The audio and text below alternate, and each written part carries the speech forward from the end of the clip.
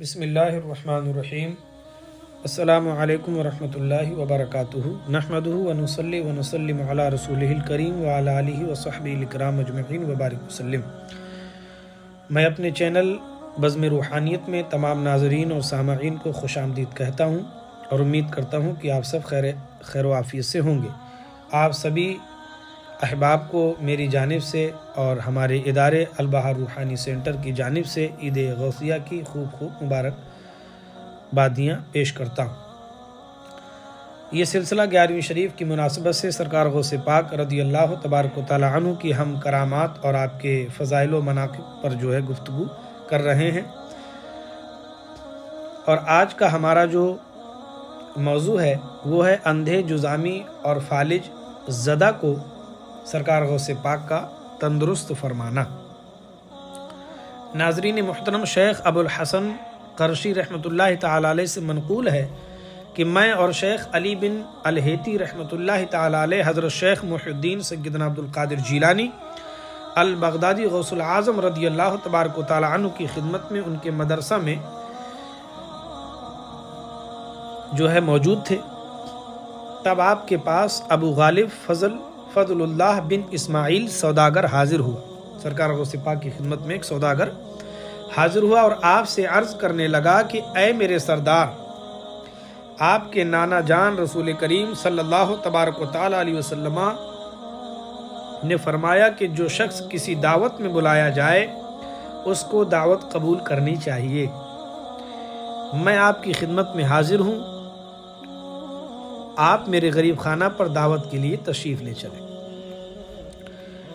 تو سرکار غوث پاک کے نے دعوت قبول کری، اور شیخ ابو الحسن اور شیخ علی بن الہیتی رحمۃ اللہ تعالی علیہ فرماتے ہیں کہ ہم سرکار کے ہمراہ اس کے گھر تشریف لے گئے، جہاں بغداد کے علماء اور مشائخ جمع تھے، اور بڑا وسیع دسترخوان بچھایا گیا جس میں تمام شیریں اور ترش اشیاء موجود تھی۔ ہر قسم کی کھانے اس میں موجود تھے، اللہ کی مختلف نعمتیں اس میں موجود تھیں، اور ایک بڑا صندوق لایا گیا اور دسترخوان کے قریب رکھ دیا گیا، اور اس صندوق کو 2 آدمیوں نے اٹھا رکھا تھا۔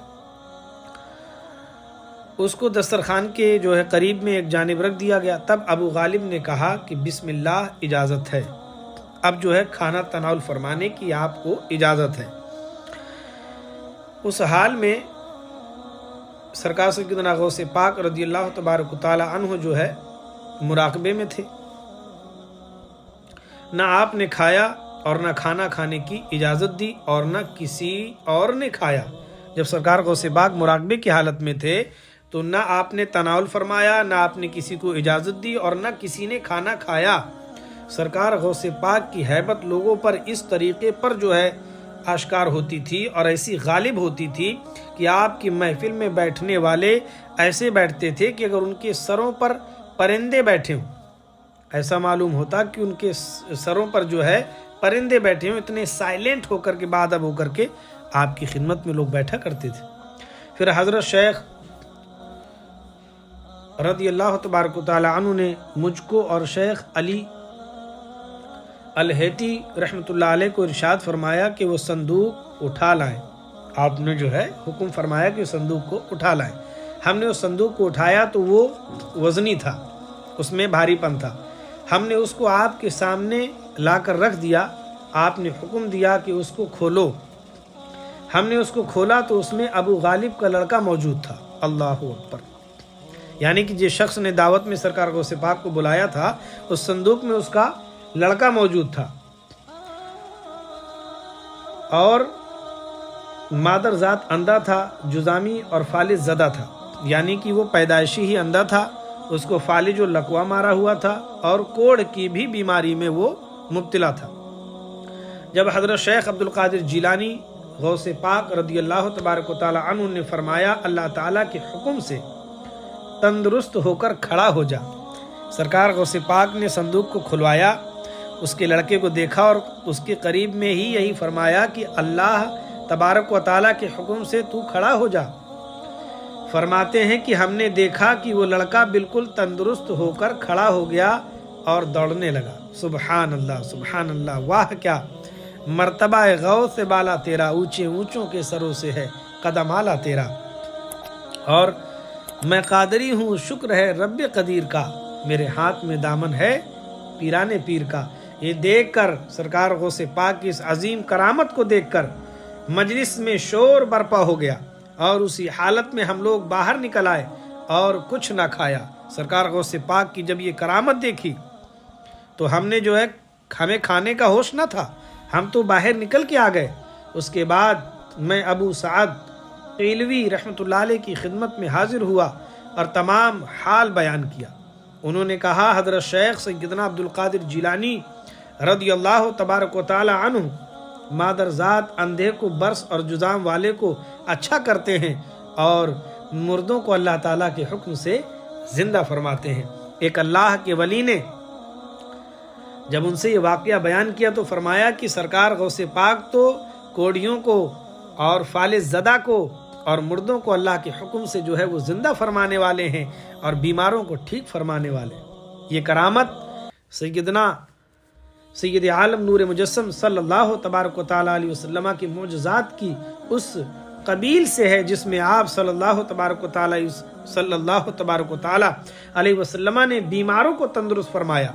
حدیث پاک میں آتا ہے کہ حضرت عبداللہ ابن عباس رضی اللہ تبارک و تعالیٰ عنہما روایت کرتے ہیں کہ رسول اکرم صلی اللہ تعالیٰ علیہ وسلم کی خدمت میں ایک عورت اپنے لڑکے کو لائی اور عرض کیا کہ یہ بچہ دیوانہ ہے اور تکلیف پہنچاتا ہے، یعنی کہ یہ پاگل ہو گیا ہے اور تکلیف پہنچاتا ہے۔ آپ صلی اللہ تبارک و تعالیٰ علیہ وسلم نے اس بچے کی سینے پر دست اقدس پھیرا اور وہ ٹھیک ہو گیا۔ اللہ اکبر! یہ سرکار غوث پاک کی یہ کرامت نبی رحمت صلی اللہ علیہ وسلم کے اس معجزے کی جھلک ہے، اس قبیلے کی جھلک ہے کہ اللہ کے نبی صلی اللہ علیہ وسلم بیماروں کو تندرست فرمایا کرتے۔ اسی طرح حضرت قتادہ رضی اللہ تبارک و تعالیٰ عنہ سے روایت ہے کہ جنگ احد کے موقع پر میری آنکھ پر چوٹ لگی اور آنکھ کا ڈھیلا جو ہے، جس کو آنکھ کا ڈھیلا جو گول گول ہے، وہ باہر نکل آیا۔ میں نے سید عالم صلی اللہ تبارک و تعالیٰ علیہ وسلم سے عرض کی، آپ صلی اللہ علیہ وسلم نے آنکھ کے ڈھیلے کو پکڑ کر اس کے حلقے میں رکھ دیا اور دعا فرمائی۔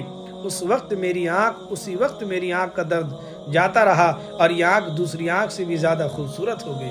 سبحان اللہ! جس آنکھ پر پیارے آقا صلی اللہ علیہ وسلم کا دست اقدس لگ گیا ہو تو پھر وہ آنکھ ٹھیک بھی ہو گئی اور جو ہے وہ پہلی آنکھ سے خوبصورت ہو گئی۔ سبحان اللہ!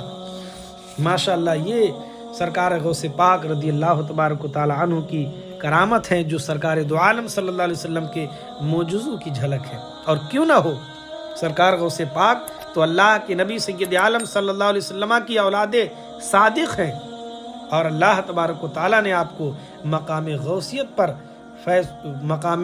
غوثیت پر جو ہے آپ کو فائز فرمایا۔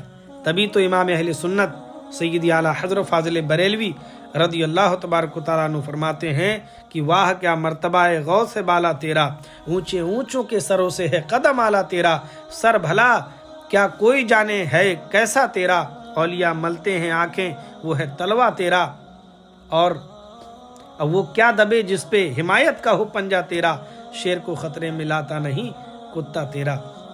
اللہ تبارک و تعالی ہم سب کو سرکار غوث پاک کے فیضان سے مالا مال فرمائے۔ استغفر اللہ ربی من کل ذنب و اتوب الیہ۔ السلام علیکم ورحمۃ اللہ وبرکاتہ۔